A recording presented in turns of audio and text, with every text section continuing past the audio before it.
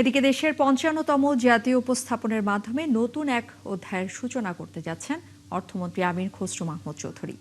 এটি হবে তার প্রথম বাজেট। একই সঙ্গে টানা ৩ অর্থ বছরে ৩ ভিন্ন অর্থমন্ত্রীর বাজেট উপস্থাপনের বিরল নজিরও তৈরি হচ্ছে।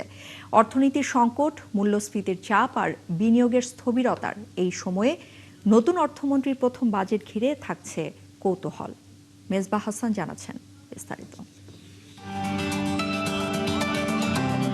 স্বাধীন বাংলাদেশের ৫৫তম বাজেট পেশ করতে যাচ্ছেন অর্থমন্ত্রী আমির খসরু মাহমুদ চৌধুরী। এর আগে ৩ বছর বাণিজ্য মন্ত্রণালয় সামলানোর পর যা হতে যাচ্ছে তার ভিন্ন এক অভিজ্ঞতা। তাই তো লম্বা সময় ধরে সীমাহীন প্রস্তুতি আর জনপ্রত্যাশা মেটানোর হিসাব নিকাশ তার মাথায়।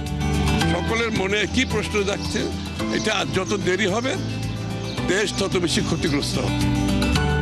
পেশায় ব্যবসায়ী এই অর্থমন্ত্রী জীবনে প্রথম বাজেট তৈরির জন্য সময় পেয়েছেন মাত্র কয়েক মাস, যা তার জন্য বড় চ্যালেঞ্জ।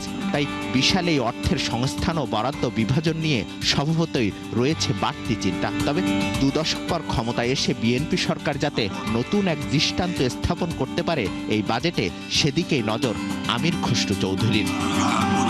এবং আমি অনুরাগ বা বিরাগের বশবর্তী না। চট্টগ্রামে জন্ম নেওয়া আমির খসরু প্রথমে ব্যবসায়ী ও পরে জড়ান রাজনীতির সাথে। বাণিজ্য ও বিনিয়োগ বিষয়ে দীর্ঘদিন ধরে দলের নীতি নির্ধারণী পর্যায়ে সক্রিয় তিনি। বহুমাত্রিক এই অভিজ্ঞতায় এবার তিনি কাজে লাগাবেন দেশের সবচেয়ে গুরুত্বপূর্ণ অর্থনৈতিক দলিল প্রণয়নে।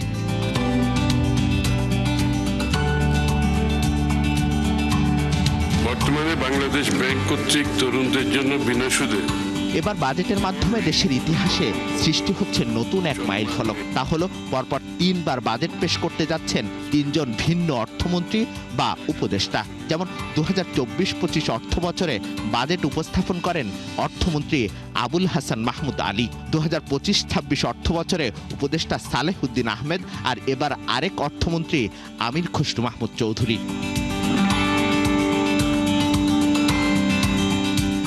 এর আগে বাংলাদেশের ইতিহাসে সবচেয়ে বেশি বাজেট পেশের রেকর্ড গড়েন সাবেক অর্থমন্ত্রী এম এ সাইফুর রহমান ও আবুল মাল আব্দুল মুহিত। দুজনেই ভিন্ন ভিন্ন সময়ে দিয়েছেন 12টি করে বাজেট। বাজেটের মঞ্চে নতুন মুখ থাকলেও প্রত্যাশা পুরনো। তাই নতুন বাস্তবতায় কি রূপরেখা দেন অর্থমন্ত্রী, সেজন্য অপেক্ষা 11 জুন দুপুর 3টা পর্যন্ত। মেজবাহ হাসান, 71, ঢাকা।